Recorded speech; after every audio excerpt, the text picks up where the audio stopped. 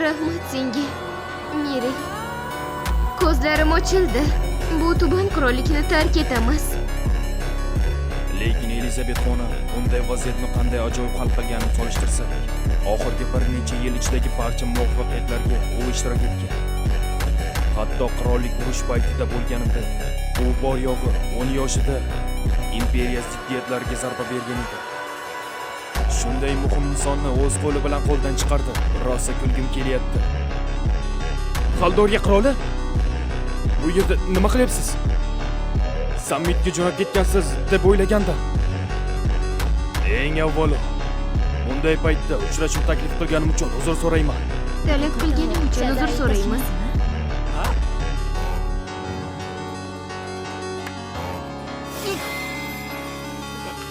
Ko'rishmaganimizga ancha bo'ldi.